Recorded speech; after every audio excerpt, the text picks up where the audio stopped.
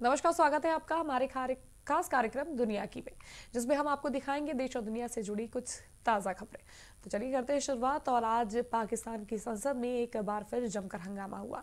इमरान खान ने मंत्री ने जहां विपक्ष पर सभापति और उपसभापति चुनाव के दौरान पोलिंग बूथ में कैमरा लगाने का आरोप लगाया, वहीं विपक्ष ने इसे सरकार की साजिश करार दिया है। तो चलिए जानते हैं कि आखिर विपक्षी दल इमरान सरकार पर इस तरह के आरोप क्यों लगा रहा है।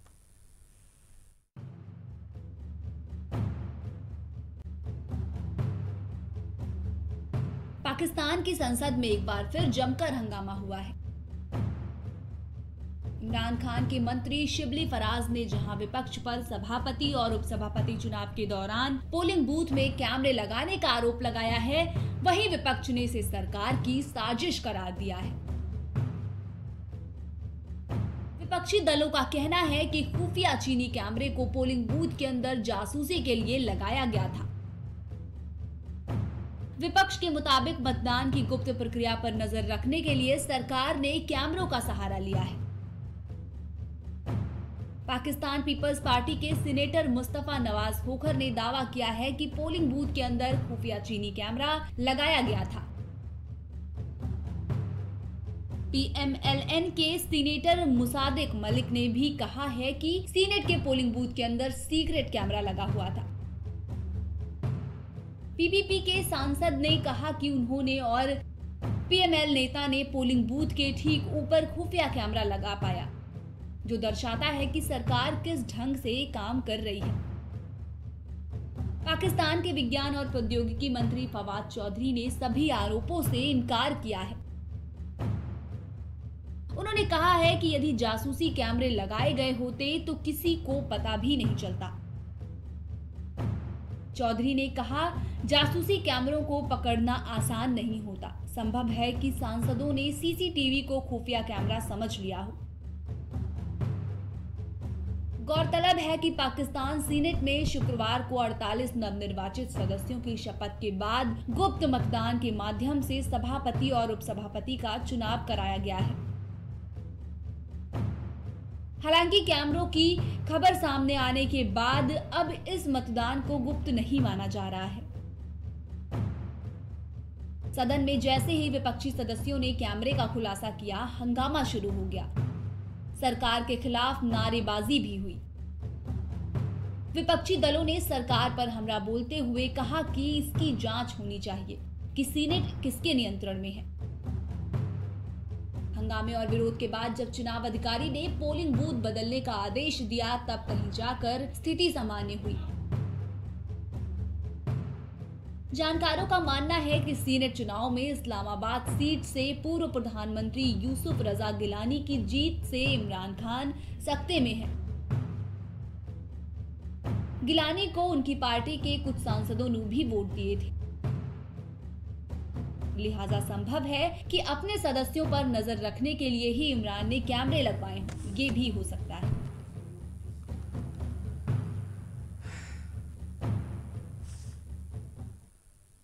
चीन ने अपनी पुरानी चाल चलते हुए भारत को उकसाने की कोशिश की है।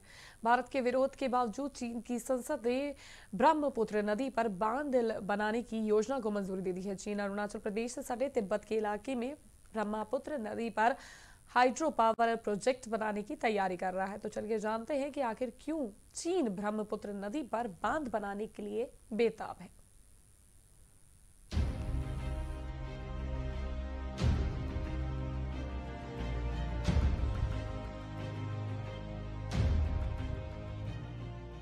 क्वाइट की बैठक से ठीक पहले एक बार फिर चीन ने अपनी पुरानी चाल चलते हुए भारत को उकसाने की कोशिश की है।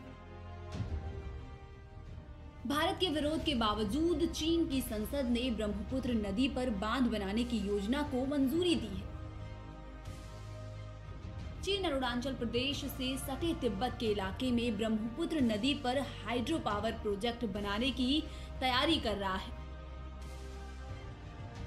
पिछले कई महीनों से पूर्वी लद्दाख में जिस तरह से भारत और चीन की सेनाओं के बीच तनाव की स्थिति बनी हुई है, उसके बाद ब्रह्मपुत्र नदी पर बांध बनाने की तैयारी दोनों देशों के रिश्तों को और कमजोर कर सकती है। चीन अगर ब्रह्मपुत्र नदी पर बांध बनाता है तो उस पर पूरी तरह से उसका नियंत्रण हो जाएगा। चीन में ब्रह्मपुत्र नदी को यारलंग जांगुबो नदी कहा जाता है। ये नदी तिब्बत के इलाके से काफी नजदीक से होकर गुजरती है। अरुणाचल प्रदेश में इस नदी को सियांग और असम में ब्रह्मपुत्री नदी के नाम से जाना जाता है। हाइड्रो पावर प्रोजेक्ट के नाम पर चीन इस नदी पर जो बांध बनाएगा उससे नदी पर पूरी तरह चीन का नियंत्रण हो जाएगा। चीन ने पहले ही कहा था कि वह ब्रह्मपुत्र नदी पर जिस तरह का हाइड्रो पावर प्रोजेक्ट तैयार करने की तैयारी कर रहा है वह दुनिया के सबसे बड़े बांधों में से एक होगा। ब्रह्मपुत्र नदी पर चीन के बांध बनाने का असर भारत के साथ ही बांग्लादेश पर भी पड़ेगा। इसका सबसे बड़ा कारण ये है कि ब्रह्मपुत्र नदी बांग्लादेश में भी बहती है। चीन का यह प्रोजेक्ट कभी भी भारत या पड़ोसी देश में बाढ़ की स्थिति पैदा कर सकता है। ब्रह्मपुत्र नदी के पानी पर चीन का नियंत्रण होने से भारत की अर्थव्यवस्था पर भी असर पड़ेगा। साउथ चाइना सी में चीन की दादागिरी को रोकने के लिए अमेरिका पूरी तरह से एक्टिव हो गया है। ड्रैगन इस इलाके में अपने पड़ोसी देशों को लगातार धमकाता रहता है। इस बीच भारत, अमेरिका, ऑस्ट्रेलिया और जापान का गठबंधन क्वाड की भी कुछ दिनों में बैठक होने वाली है। इस बैठक में एशिया प्रशांत क्षेत्र में गठबंधन की मजबूती और अन्य मुद्दों पर चर्चा होने की उम्मीद है। दूसरी तरफ अमेरिका की जो बाइडेन सरकार चीन के खिलाफ लगातार सख्ती दिखा रही है। दुनिया भर में कोरोना वायरस के खात्मे को लेकर वैक्सीन अभियान चलाया जा रहा है। हर किसी को उम्मीद है कि वैक्सीन से कोरोना वायरस को हटाया जा सकता है। तो वहीं कोरोना वैक्सीन के बीच डेनमार्क से एक डराने वाली खबर सामने आई है। डेनमार्क ने एस्ट्राजेनेका वैक्सीन पर अस्थायी रूप से रोक लगा दी है। तो चलिए जानते हैं क्या कुछ हो जो इस वैक्सीन पर रोक लगाई गई है। दुनिया भर में कोरोना वायरस के खात्मे को लेकर वैक्सीन अभियान चलाया जा रहा है।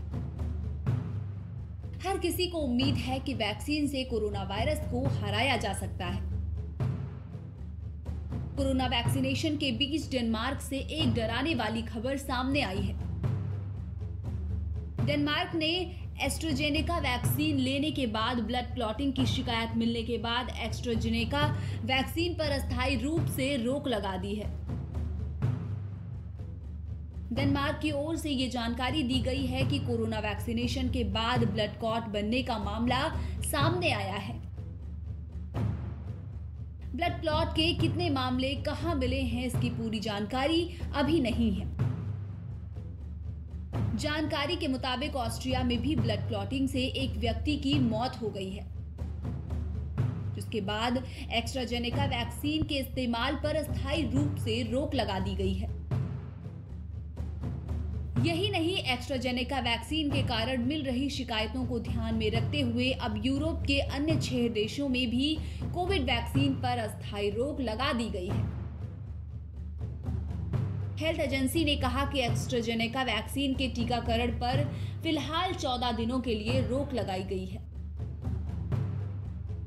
डेनमार्क में जिस व्यक्ति को ब्लड क्लॉटिंग की शिकायत हुई है उसके बारे में हेल्थ एजेंसी ने कोई भी जानकारी साझा करने से इनकार कर दिया है।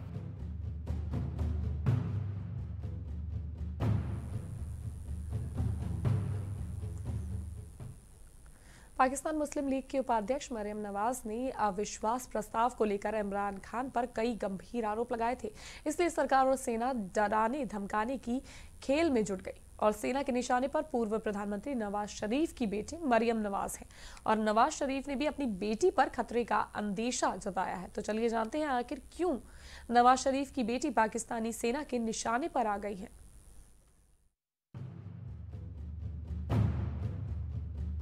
पाकिस्तान के प्रधानमंत्री इमरान खान और सेना विपक्षी दलों के बढ़ते प्रभाव से बेचैन है। उन्हें समझ आ गया है कि यदि विपक्ष ऐसे ही मुखर होता रहा तो दोनों के लिए आने वाले समय में परेशानी बढ़ जाएगी। इसलिए सरकार और सेना डराने धमकाने की खेल में जुट गई है।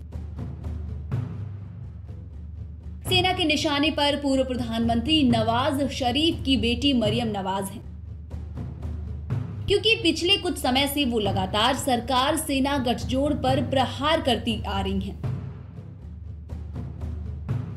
नवाज शरीफ ने खुद यह आशंका जताई है कि उनकी बेटी की जान को खतरा हो सकता है। उन्होंने कहा है कि यदि मरियम नवाज को कुछ होता है तो इसके लिए सीधे तौर पर सेना के शीर्ष जनरल जिम्मेदार होंगे। बता दें कि मरियम ने अविश्वास प्रस्ताव को लेकर इमरान खान पर कई गंभीर आरोप लगाए थे।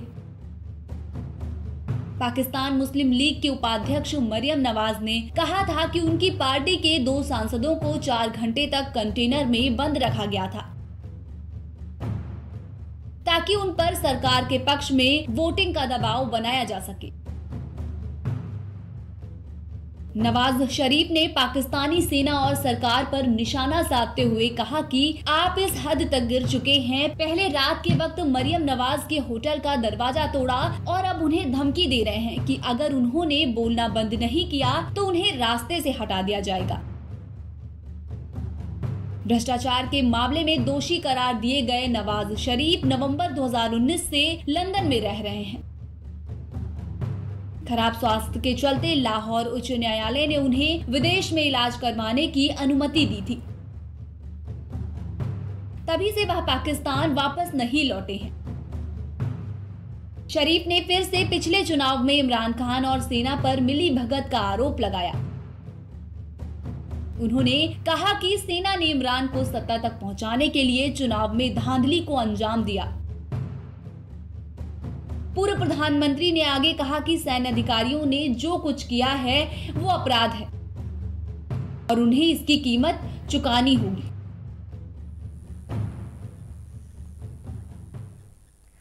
क्वाड देशों की बैठक के दौरान बीते शुक्रवार को अमेरिकी राष्ट्रपति जो बाइडेन ने साफ संकेत दिए हैं कि उनकी चीन पर सख्त निगाहें बनी रहेंगी और उन्होंने साफ किया है कि वो क्वाड देशों के साथ मिलकर काम करने के लेकर बेहद उत्सुक है। तो चलिए जानते हैं जो बाइडेन ने क्वाड बैठक के दौरान और क्या कुछ कहा।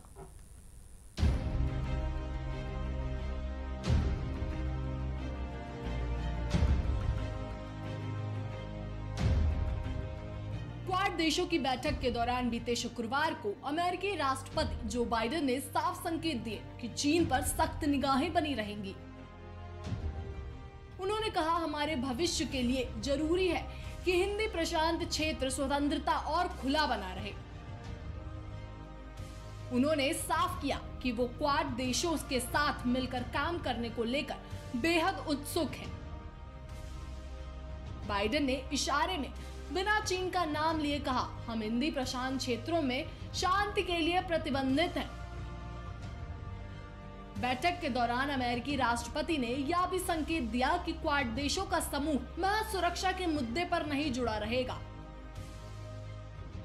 भविष्य में यह समूह कई वैश्विक मुद्दों पर साथ मिलकर काम करेगा, लेकिन वर्तमान में प्राथमिकता में कोविड वैक्सीन है। वहीं बैठक के दौरान प्रधानमंत्री नरेंद्र मोदी ने कहा कि साझा मूल्यों को आगे बढ़ाने और सुरक्षित स्तर समृद्ध हिंदी प्रशांत क्षेत्रों के लिए पहले से ही कई अधिक साथ मिलकर निकटता से काम करेंगे। उन्होंने कहा, आज का सम्मेलन दिखाता है कि क्वाड विकसित हो चुका है और यह अब क्षेत्र में स्थिरता का एक महत्वपूर्ण स्तंभ बना रहेगा। पीएम मोदी ने भी बगैर चीन का नाम लिए कहा, हम अपने लोकतंत्र मूल्यों और मुक्त तथा समावेश हिंदी प्रशांत क्षेत्रों को लेकर अपनी प्रतिबद्धता के लिए एकजुट हैं। बैठक के बाद भारत के विदेश सचिव हर्षवर्धन श्रृंगाल ने बताया कि आज की बैठक में सभी नेताओं ने सकारात्मक एजेंडा और विजन पर बातचीत की। नेताओं का फोकस वर्तमान के जुड़े मुद्दों जैसे वैक्सीन, क्लाइमेट चेंज और तकनीकी सहयोग पर रहा। क्वाड देशों का वैक्सीन इंसेंटिव सबसे महत्वपूर्ण कदम है। उत्पादन क्षमताओं सहित अन्य सुविधाओं के जरिए सहयोग की बात कही। दरअसल इस बैठक के पहले ही चीन भांप गया था कि उसकी दादागिरी वाले व्यवहार पर निशाना साधा जा सकता है। याद दिला दे कि चीन इस बैठक के पहले कह चुका है कि देशों को आपस में मिलने के दौरान आपसी मुद्दों पर बात करनी चाहिए, ना कि थर्ड पार्टी को निशाना बनाना चाहिए।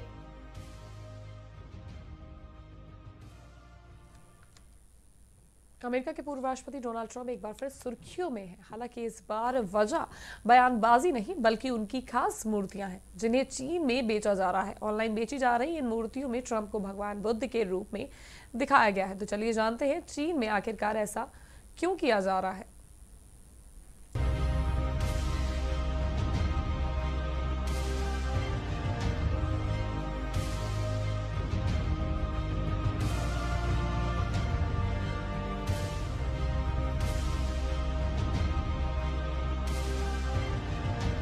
अमेरिका के पूर्व राष्ट्रपति डोनाल्ड ट्रंप एक बार फिर सुर्खियों में हैं। हालांकि इस बार वजह बयानबाजी नहीं बल्कि उनकी खास मूर्तियां हैं।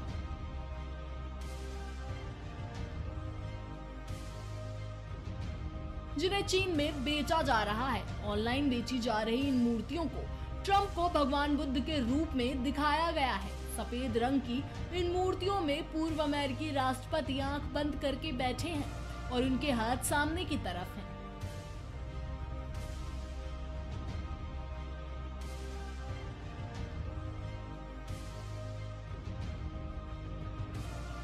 बिल्कुल वैसे ही भगवान बुद्ध की प्रतिमाओं में जैसे होते हैं। गौर करने वाली बात तो यह है कि चीन में इन मूर्तियों को काफी खरीदार भी मिल रहे हैं, जबकि ट्रंप अपने कार्यकाल में बीजिंग के खिलाफ बेहद मुखर रहे थे।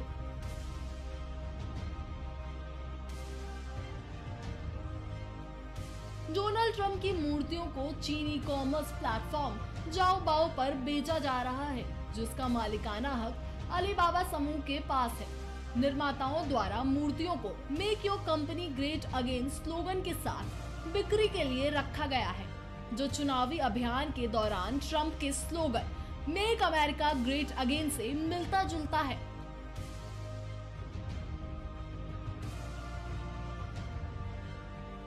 ट्रंप की मूर्तियों के दाम की बात करें तो छोटे आकार वाली मूर्ति की कीमत 999 चीनी युआन या $150 है, जबकि इससे बड़ी मूर्तियों को 3,999 युआन या $610 में बेचा जा रहा है।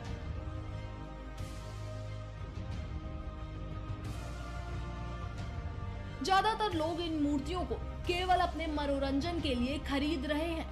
शुरुआत में केवल कुछ ही मूर्तियां तैयार की गई थी, लेकिन मांगों को देखते हुए प्रोडक्शन बढ़ा दिया गया है। वैसे ये कोई पहला मौका नहीं है जब चीन की कॉमर्शियल वेबसाइट जाओबाओ ने डोनाल्ड ट्रंप के नाम का मुनाफा कमाने की रणनीति बनाई है।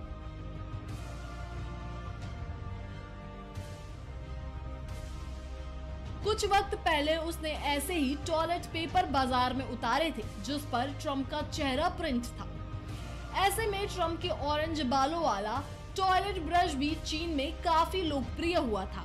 जिसके अलावा कंपनी कुछ टी शर्ट भी बिक्री के लिए रखी थी, जिन पर ट्रंप को लेकर तंज कसे गए थे।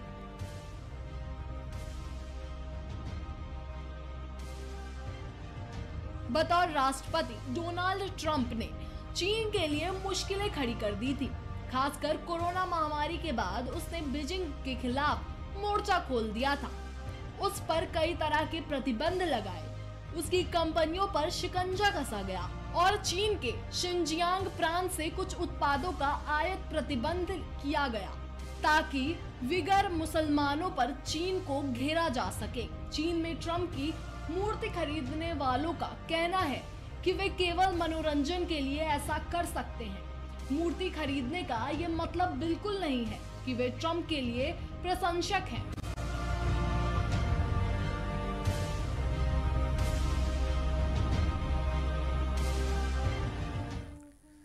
वर्ल्ड न्यूज में फिलहाल के लिए बस इतना ही। हम फिर हाजिर होंगे देश और दुनिया की तमाम खास खबरों के साथ। आपका ही मजा आएगा। आप देखते रहिए प्राइम टीवी।